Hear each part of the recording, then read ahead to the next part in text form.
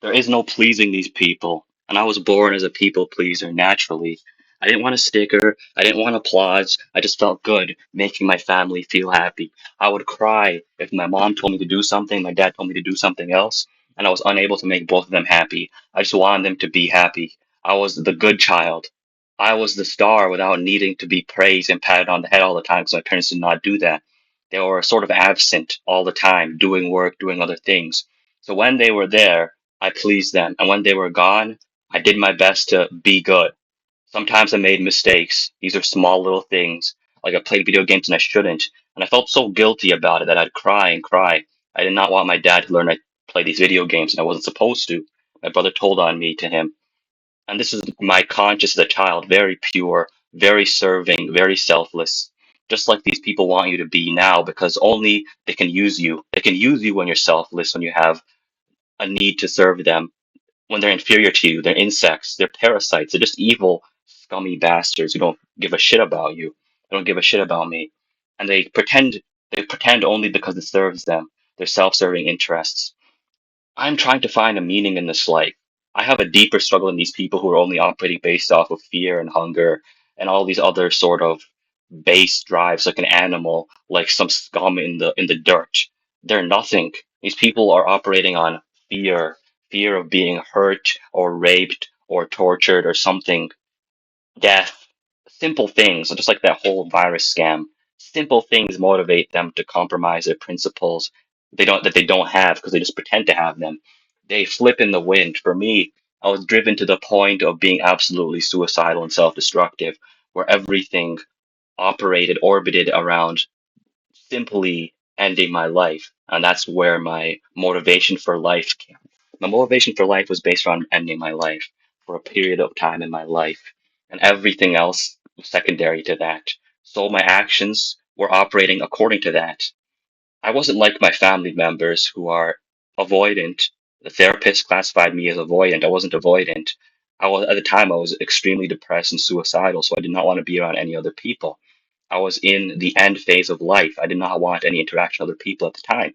In fact, I am very clingy to people. I am very close to people that I care about. I want to be around them all the time. I don't get bored of being around them. I only get bored of being around them if they're acting very distant from me and they're acting like they don't care about interacting with me, which some people do, and I can tell they're being kind of fake around me. And that turns me off. It's like, why am I even interacting with you if you don't want to be around me and you're just lying to me about wanting to be around me? If you don't want to interact with me, I don't want to interact with you. But I try my best to maintain these connections, even with these people in my family, in my close circle, who act very distant and avoidant. Because I'm not the avoidant one. I'm the one who drags them in. I'm the one who pulls them in over and over again. I try to. When I'm not in this depressive, low, suicidal state, which I'm not at the time in my life, and I've been doing everything in my life to stay strong and stay powerful and stay in this place where I'm not low and suicidal and self-destructive in that positive state of my being, I'm constantly trying to bring people in, not push them away. The other people are people who push away. They're evil people. They're truly scum. I realize it's not me who's evil or bad. It's all these people around me who are sick in the head. They are messed up. To me, there might be some behaviors you might consider not um, accepted by society. I might seem kind of odd. Sometimes it's like, oh, you maintain eye contact too long, or not long enough, or blah blah blah, or you laugh too much, or you laugh too little, or you talk too much, or you talk too little. Who gives a fuck? I don't give a fuck about any of this bullshit, fake made up rules about how what's normal, what's not normal. As a child, you don't have any of these rules. If you want to be really close to someone and grab onto their hand and say hey and hug them, that's okay. But if you are older, then that becomes a crime. That becomes a problem. Becomes harassment. Even talking to someone too much or speaking to them and looking at them is a problem somehow. I don't even care about the rules anymore. I truly do not care about any of the rules, any of the restrictions, any of their fears against me. I do not care if the FBI and the cops are listening to me. I do not care if the cops are outside my house right now. I don't care if they've been listening to me for since I was born. I don't have any fear. I don't care if they were seeing me naked in the bathroom or fucking my wife or if I was masturbating or anything. I don't care. I'm not at that point in life anymore. I just want to have meaning in my life. I don't have anything to fear or hide. I don't care if they've seen every single photo on my phone and have it in an FBI database. I don't care if they're going to launch a court case against me for some made up crime. I have no fear of them or concern because I'm just trying to live my life in this world. As far as I'm concerned, these people are trying to kill me. They're trying to kill me by giving me no reason to be around them, to the point where I don't want to be around them so much. I don't want to have connections so much that I'd rather just not live because they don't give me any reason to live from them.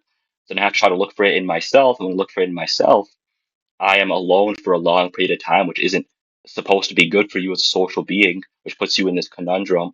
I'm put in a conundrum between a rock and a hard place, a dilemma. And it's like, oh, if you might either be a lonely weirdo, right? And that's how you're getting these odd behaviors, or you're with these people who just don't care about you. It's a messed up situation. It's wrong, and these people do not care that it's wrong because they are inhuman souls. They are NPCs. And I am clearly sure that this place is just a simulation of souls, and that these people are just soulless scum. They are demons, devils. They are enemy NPCs in this video game of a life, and they don't help me at all. They don't care for me at all. They are vapid. A lot of these women, these girls who seem to show concern are vapid. They are dull behind their eyes. They don't have any souls. They are just liars. And who's true and who's not? How am I supposed to know? I'm just trying to connect with what's real or what's not, or just trying to find something to live for and make sense of in this world that has become truly just a long toil. That's it. And that's why we have these biblical sort of systems, these Christian religious systems that make it easier for you to deal with the suffering that it has to be put on your plate for some reason or not. Sex is good, period. Sex is a good thing in life that makes life worth living. Sex and having babies makes life worth living. It's great to be around happy, smiling children. It's great to be around happy, smiling children and a big, beautiful wife who has a large ass and breasts. And if I say that, which is the most common sense possible thing to say as a man, I've tried to express myself before, and when I express myself, they do not want to hear it. Only God hears me. These people are not listening, but God listens. If I express myself to these people, my needs and wants, then they act like my needs and wants, which are the most rational thing about being a being here in this world, which is wanting to have a wife or as many wives as possible to breed and make love to. Young wives, older wives, it doesn't matter. My needs are not met by any of these people around me. They seem to be acting like these Netflix characters, which is sociopathic, psychopathic, which is what they want to put a label on me. They want to put that label on me when in fact I just have this defense mechanism against all these evil people. When you're surrounded by sociopaths and psychopaths and sycophants, which is perhaps worse than them, maybe a sycophant feels some emotion or empathy, but they're so weak-minded that they compromise their emotional warning signals simply to follow the orders of this higher power they fear being dominated by. A lot of sycophants in this society. It doesn't matter. Even a sociopath and psychopath can be much better than a sycophant, which is a sickness of the society. All I want is purity. All I want is love and care and all these good things in this world. But these people are very reticent to provide that. They are slow to provide it, and I can't even rely on them to provide love and care. They're not really all there. I'm all there most of the time. In fact, I have to repress myself because there's so much I could express myself about. There's so many emotions that I could express myself about. But instead, you are programmed to act like you're a robot and not have these emotions half the time. You're programmed to shut yourself down half the time or 90% of the time just to deal with problems in life. It's soul crushing. It's an evil sort of system of destruction, and I'm fighting against it by holding fast to my sexual desires because if I was depressed, I wouldn't be so strong in my sexual powers. There's nothing wrong with that at all. If I wasn't born as a sexual being, then I wouldn't be here. That's the purpose of life, having sex, breeding, making life, and making love. And everyone who says anything else is one of these sycophants who is scared, numb, they are crushed down by the rules of society, telling them they have to work 9 to 5s or do whatever the fuck and jump through however many hoops to try and have one or two child responsibly like an adult, blah, blah, blah bullshit. I don't give a fuck about any of their rules. Ever since I wanted to kill myself and reach the point where this life was too much nonsense to bear. I don't give a fuck about any of the rules. If 50 cops stormed into my room with guns, I wouldn't give a fuck. If they stormed into my room with guns and they told me, if you take another step, we're gonna shoot you or taser you, I wouldn't give a fuck. I would just walk at them with the power of Jesus on my side. I wouldn't give a fuck at all. And people don't understand just how serious I am about not giving a fuck. But I don't need to prove it to them because there's nothing to prove to these people I don't care about. You only care about proving things to people you care about. I'm just trying to live my life the best way I can without trying to prove anything to anyone. I could potentially be a very dangerous person. I don't even care about being dangerous. I don't care about having a reputation, even though they're trying to put a reputation on me as some kind of criminal. When in reality, I'm just trying to live my life. That's all. And I'm a very kind, caring person. And these people are terrible for whatever reason, whether they're psychopaths or sociopaths or sycophants or any sort of disease of the spirit or mind. These are evil people I'm surrounded with. The systems they create are evil. The AI algorithms they create online are evil. The drugs they create are evil. Everything about the society is evil. And so most people retreat into religion as the solution for this illness of society. I understand why they would do that. There's no fault in using whatever gives you strength to be strong in this sickening world. And I have been strongest for the longest in ways that people cannot understand or imagine because they're not me, they're not in my soul, body, mind, spirit, living my life circumstances. The reward for me is not one of heaven. I have reached the point where if I were to die, if I were to pass on, and that's the point I was at when I was suicidal, and there was nothing after that, then I wouldn't be afraid or worried or concerned. If there was nothing at all that existed after this world, I wouldn't be worried about it. That's the point I've reached, and the spiritual experience, I don't know if it's supposed to go to this point because I was born or I was created for a reason. Am I supposed to reach a point in my spiritual experience where it's like I would not even care if I cease to exist completely? Is that the point of this? Where I am completely comfortable with the idea, the notion of just not existing completely. Either way, whether I exist forever or I don't exist at all, it doesn't even matter to me. At the point where I go through a number of events of trauma and stress to the point where it's like, is this what experience is supposed to be? Is that what it's supposed to be? Is I'm in a dream, there is a lot more color and vivid personality to things. That's what I would say.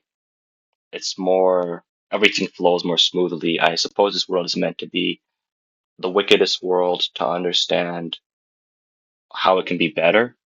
When you have the limitations of not being able to fly, then it makes flying be pretty amazing. That's one way to understand this place. You have the limitation of being blind and being able to see is pretty cool. If you're a spirit or a soul, that's an interesting thing to experience, sure. And maybe that's all that a soul can care about, things being interesting. There's a lot of boredom here, though. There's a lot of struggle, strife, and the way I find meaning in my life is through my wives, the many wives that I must have before I die. I don't care if I live to the age of 28 or 32 or whatever. I don't care if 500 cops shoot me dead or I get run over by, a truck or whatever the fuck happens in this place. I'm too far past that now. And maybe to other people this might not seem normal, but the normal people are just sycophants. They're afraid. They never pushed themselves so far to the point where they could lose everything in life that had meaning to them. Once you basically lose everything in life that has meaning to you. The only thing I have left is like my physical faculties, which is a blessing of God. I'm happy to have them because they make life a lot easier to live. Being strong, capable in my body is a blessing that I am forever grateful for because otherwise life would be a lot more difficult. Recently, I had a pain in my shoulder that made exercising more difficult. So not having that pain is good. Good things are good and bad things are bad. The world is clearly black and white when it comes to that. Good is good, bad is bad. Sex the woman is good. Everything else that the Jews give to you is not so good, or it goes to the point of being bad. Like you say, have a substitute. Let's say masturbation. Let's not say it's bad. Let's say it's a substitute. an inferior substitute to sex of the woman. That's what masturbation is. Period. And people use whatever they can to get by these substitutes, but the substitutes are not quite as good as the actual thing, which is sex with a beautiful woman with a large ass and large breasts because those are attractive to me. Large hips, large ass, large breasts, large thighs. That's an attractive woman to me. And that is perfectly good and healthy and strong. It's when I feel alive that I'm able to say that. Because when I was not feeling alive, when I was feeling very low, I wasn't able to say any of this. I gave up on everything completely. And now that I am expressing myself, I'm finding out just how alien most people are, just how out of touch. The older people out of touch, I guess I can forgive them for being slow or stupid to understand the truth. Even my own parents, I can forgive them for not understanding me, who I am, because they're old. They don't have the breeding instinct anymore, and they came from a different generation. So they're out of touch with what it's like to be me in my peculiar situation. They don't understand the sort of pain they could put me through when they're not in my shoes. And I can forgive them for that.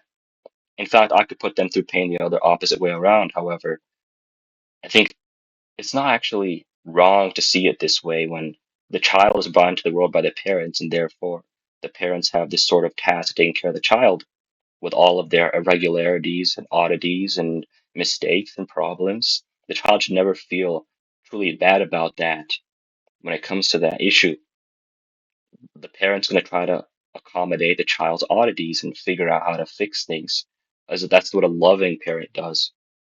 And the way I show my love, despite having these psychopathic tendencies that I cannot fully control, is by being as dutiful as I can to them, despite all the demons that accost me at all hours of the day. And I stay strong, and nobody understands just how strong I'm being all the time, except me. Only God understands how strong I'm being all the time, how pure I am, how strong I am. It's not what the Jews want to use against me when I know that I am pure. They have all kinds of evil thoughts where they try to say that this is too much praise for yourself, when in reality, it's not enough praise for what I am doing. When if they were in my shoes, they wouldn't be able to endure it. They wouldn't be able to withstand the difficulties and pain that I have dealt with, my peculiar situation. My situation has become so peculiar, so odd, so difficult for the ordinary person to deal with that I have had to become extraordinary. I have had to become better than all the rest in many ways in my life. I have had to become better than the concept of having one wife because I'm not a normal person. A normal person has one wife. A king or a godly man has multiple wives. And I've lived my life to this point. I've lived my life as a specimen of sheer force, knowing that I will get greater things by doing so. That's the only reason why I've continued pushing this far, to get greater things than I had before. Otherwise, there's no reason to go further. I don't even care about being a dad. I don't even care about being what they call a responsible man. I don't give a fuck about anything they tell me to give a fuck about. When I have my daughter and my son, I want to take care of them. I want them to be healthy and strong and full of life. And I will love my daughters to look cute and pretty. I would love for my sons to be strong and excel in sports. I would love to play with my children. This is me. I don't give a fuck about anything about being a man or being a soldier or being whatever they tell me that I'm supposed to be. I don't give a fuck about any of their morals or their virtues, whatever they tell me that I'm supposed to care about, because it doesn't mean anything to me, truly. I just want to have a loving family that feels meaningful to me. That's all. Otherwise, I wouldn't be here. So I don't even care about being a man. If someone calls me not a man, I don't give a fuck. I want to have a woman. I don't even need to be anything to have a woman because it's very easy to get a woman. I get a woman just because I want one. As far as I'm concerned, that's all there needs to be. Some women are simply lower quality, just like how some apples are rotten. And just as much as a rotten apple will not agree with my tongue, so too does the rotten woman not agree with my presence. I do not agree with these inferior substitutes for a quality wife, quality life, quality woman, quality procreation, such as like this horror idea of having like a 1 day, 1 night horror. One use woman is just trash to me. Maybe for someone who's never ever had sex before, it's appealing because they feel like they don't want to die a virgin. Maybe if someone's very suicidal, like my brother was, it could save his life, therefore be blessed by Christ. To get a woman from a pimp to save someone's life is only virtuous, and anyone who says anything else is a devil. A devil who does not understand just how dark and destructive this world can become. Those who don't understand what I'm talking about are evil people who do not understand just how evil the world is, and are unfeeling, uncaring, and they are less empathetic than a psychopath. Because as this psychopathic being, I have more empathy and understanding for people than other people have for me or the people I cared about, like such as my brother. I have more understanding than him for him than any of his therapists, any of the people who pretended to care about him, who were paid money to care about him. Even though most of the time I had psychopathic feelings, so even when he died, I did not feel anything for several weeks. It took me weeks to feel my emotions of grief, and that has been my normal experience, even when I've lost some cats. It's only recently that I have been feeling more emotions, which is a good thing, I suppose, because that's why I'm supposed to be here, to feel emotions and have a story like in a Disney movie. It's so easy for me to allow myself to get beat up when it comes to all the things in life, despite how strong I am. If I just allow myself to spiral, I could become very low, down, depressed, and destructive in a very short amount of time, which is why I have to be strong at all hours of the day. And none of these people understand just how much of a burden it is, and yet I make it seem weightless. If I was Sisyphus pushing the rock up the mountain, I would fling it away like a piece of trash. I would fling it away. I would lift it up overhead and fling it away and make it look weightless. If I was Atlas, I would be squatting. I would be squatting the entire world on my back. And then I would fling it away like nothing. And then when someone else tries to lift that same weight, they would be crushed instantly. I cannot even begin to describe the lows and the extremes that I have experienced. Because also I'm trying to avoid them, that's why I do not go into them so long. If I begin to spin around in my mind all the miseries I've experienced, then I begin to be lower. And I prefer to be higher. I prefer to be happier. I prefer to be stronger. I prefer to feel better. I prefer to feel greater. And so I choose to. There's nothing wrong with that. There's nothing wrong with me being better than everybody else. There's nothing wrong with me being more egotistical than other people, because my ego helps keep me alive. Therefore, it is blessed by Christ to be egotistical when it helps keep you alive. It is blessed by Christ to be prideful when it helps keep you alive. And all those who are trying to kill me are sinful. All those who tell me to be humble are sinful when they are attacking me. They're attacking my life. They're attacking my wife. They're attacking every aspect of my identity when they're trying to kill me, even if they realize it not. Some of them do realize that they are hurting me or trying to hurt me, and then I am unaffected by them, and then they become very upset. They become very upset at how little I care about their fickle things, their fickle matters, because I'm superior to them, and I will live my life to the very end with happiness, with pregnant wives, all the time. They're beautiful. Nothing's more beautiful than a pregnant woman. These other men are inferior for failing to recognize that. These other men are inferior for failing to recognize that nothing is more beautiful than a sexy, strong, pregnant woman. Nothing. Nothing is more beautiful. Even a young girl who is probably legal to these people. These people are all probably pedophiles. That's what I think. I think the normal people in society, these sycophants, are terrified of pedophiles. They're closeted pedophiles, okay? Because they have this stupid idea of sexual dimorphism where it's like, oh, if the woman is small, like a Jewish tranny on TV, and has big boobs, then that equals woman. Boobs and short. Boobs and short is a very easy stick to fulfill. It's a very easy bar to clear. even at like 13 years old, 12 years old. Very easy to get past that bar. To get past the bar of thick thighs, hips, and butt is a lot harder to clear than just short and big boobs. In fact, you know what else fulfills that? Short? Well, naturally, a young child is short. Naturally, a girl like those on Epstein Island is short. You understand? So short equals child. Why shouldn't you just want a big, sexy, pregnant woman? A woman who, let's say if a woman was 6'8" and pregnant and big and muscly, that would be very sexy to me. Maybe all the other people would not like a big, fat, sexy, muscular woman who's like 6'6" or 6'8", but I would. I would have sex with her all the time. It would be fun to me to see if I could be stronger than her, because it would be a challenge if she's that big. I might get overpowered by her, or I might overpower her. I might wrestle with her in bed, because she would be big and strong, and I'm very strong for my size, so you would have to see who would be better at wrestling, me and my pregnant wife. But I'd be gentle with her, of course, because I truly am a gentleman. And I'm superior to these other men who are somehow attracted. They're pedophilic. They're attracted to women who have the body of teenage boys with breasts thrown on, as this is the tranny body in Netflix shows.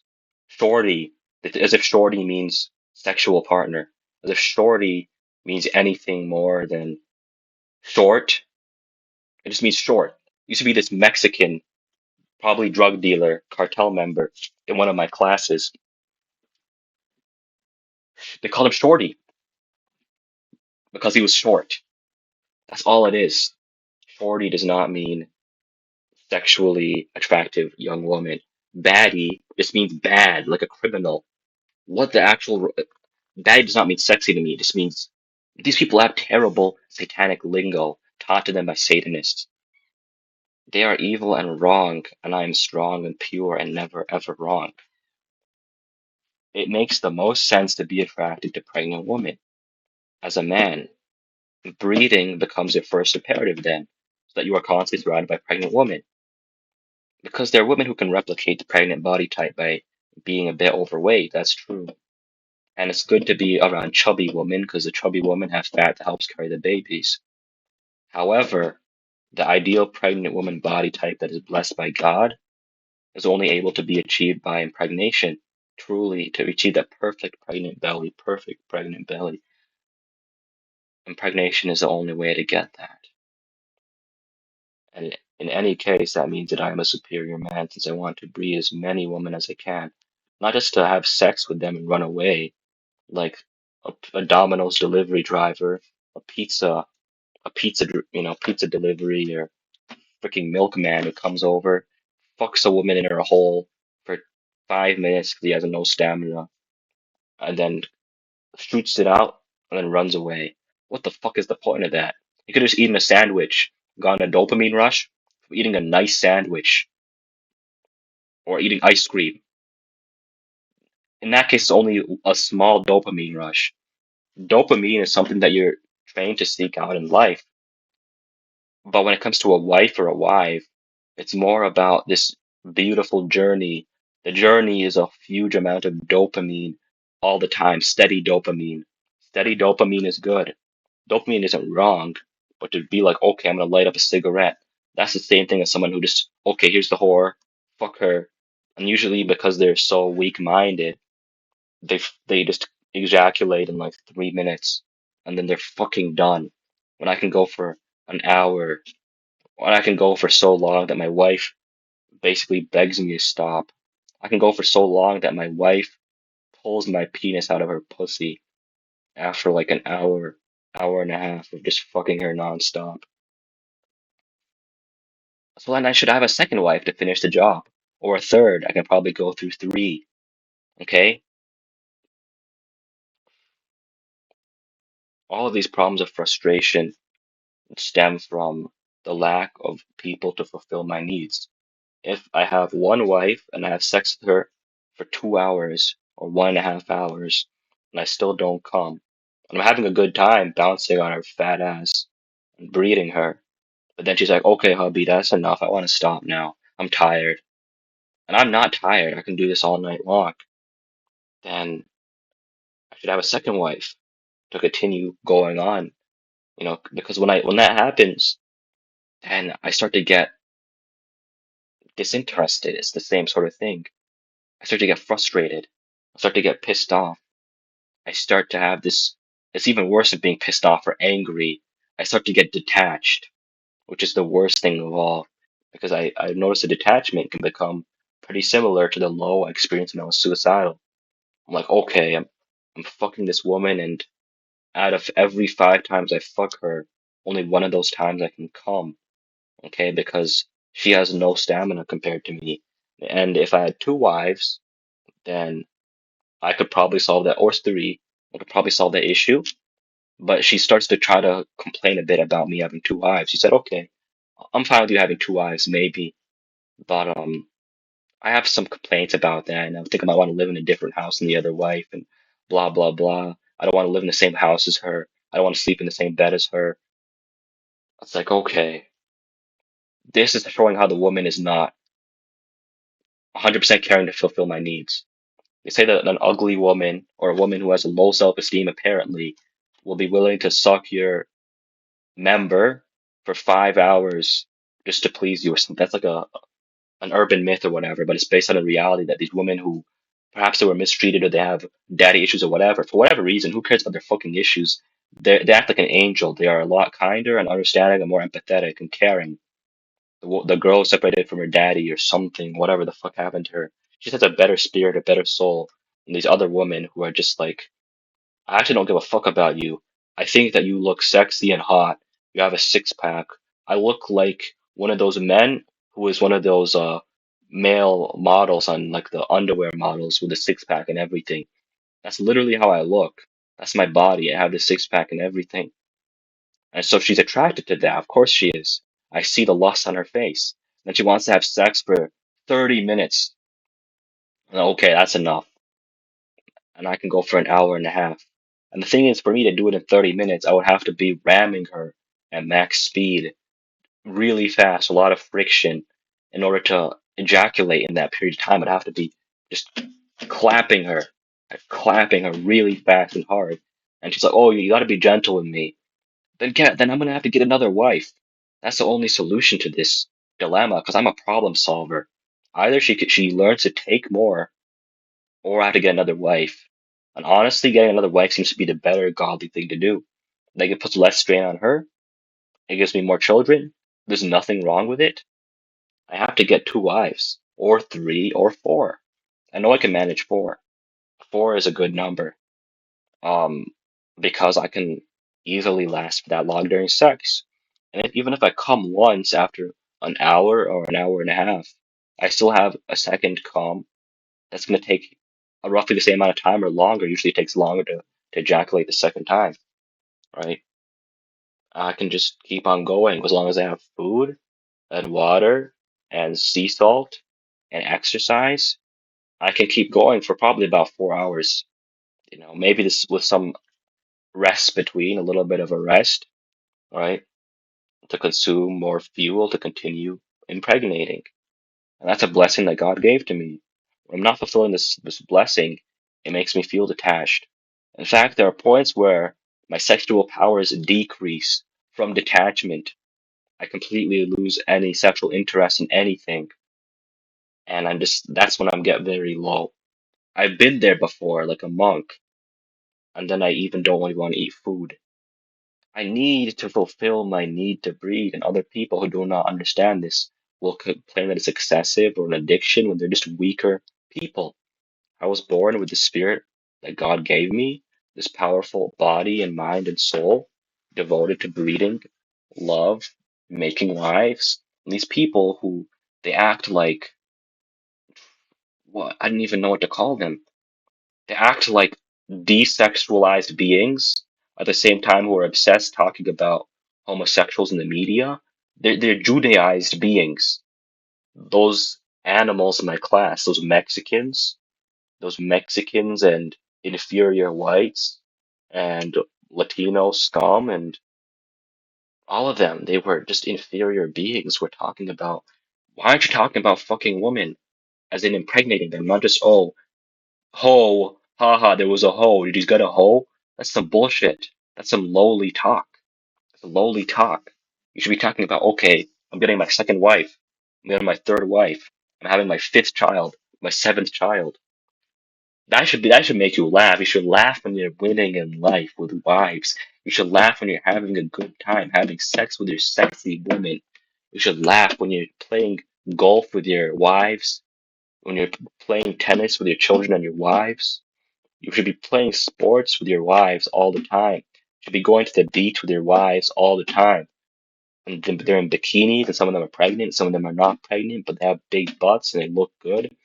And you're there holding them. I'm there holding them by the shoulders, by the breasts, by the waists, touching their pussies when other people aren't looking too much, because I don't really care too much, but other people just give so much trouble for nothing. They just give so much trouble for nothing. I hate them truly. In any case, since I faced this dilemma and I have overcome this despair brought about by the inferiority these other people have to me, when they're in my presence, they realize I'm not like them.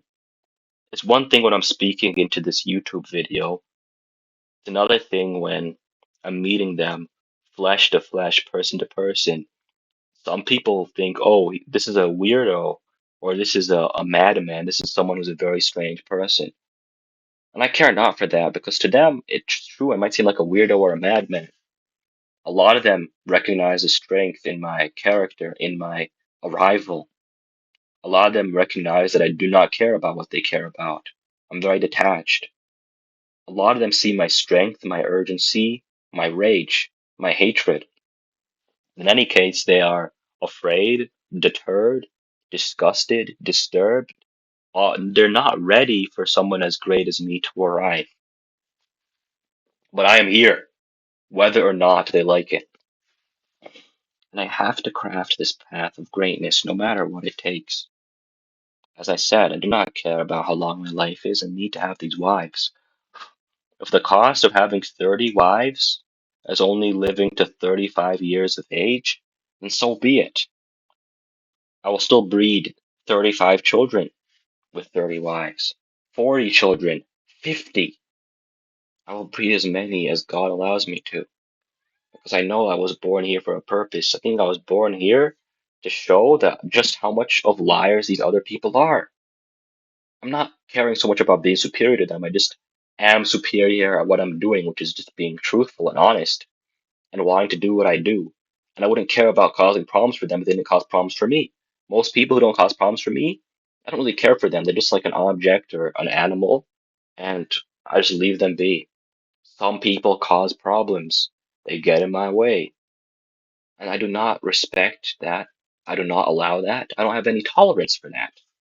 They're lucky that I don't kill them because I'm the type of psychopath who focuses on my goal and does not need to murder people because I wouldn't even feel anything afterward.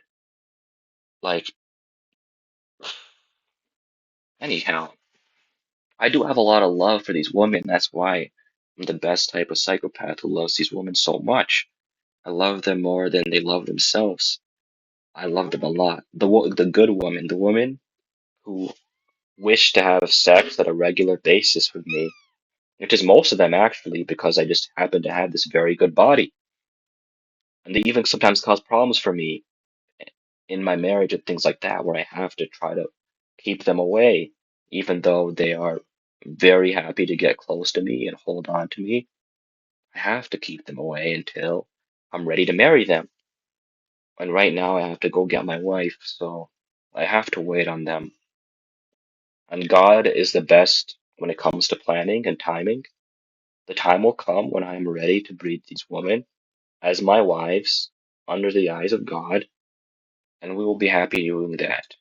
And when we're not breeding, I'll be fulfilling their needs happily. I can literally carry them on my back and just take them to the store and get what they need. I can literally hold on to them all day long and just do whatever they need me to do. And as long as they are gracious and submissive when it comes to me breeding them, they can do anything and I will forgive them. Because a woman who wants to breed and have children is a good woman. That's a good woman. That's a good girl. That's a good, good girl. And as long as they want to do that, and they have spirits that are loving and heroic, like all mothers are supposed to have spirits like that, where they want to care for their children. So if they are good mommies and they're good girls and I can do whatever they wish, they want me to get food for them, I'll get them food. They want me to get a dress, I'll get them a dress. They want to eat at a certain restaurant, they'll eat at the restaurant. And God will allow me to have the powers to make that happen. That's why I'm thankful to God for allowing me to see this light, this gracefulness, this purity away from this evil that has accosted me, this satanic doom that has tried to kill me for so long, and I have done nothing wrong to deserve it. I've been mistreated by so many people who would not, they do not truly care for me. They're just evil people. And I care for myself now to the point where I'm not going to play their games. I need to breed these women, and God will give these women to me. It will not be men. It will not be governments. It will not even be family. It will not even be connections. What gives these women to me is the grace of God. And everything else is the vessels through which God is working as a vessel. Okay, through which God is working as an instrument. These instruments of God will give me all the women I need to breed as an angel to save the President of the United States of America. And that president is me, truly, because I'm the most important man in this country. The most important man in this country is the man who has the greatest ability to save and provide as much life as possible. If one is a savior of life, that is great. If one is a provider of life, that is even greater. And on my current path, I plan to provide as much life to this world and preserve it as possible by the grace of God.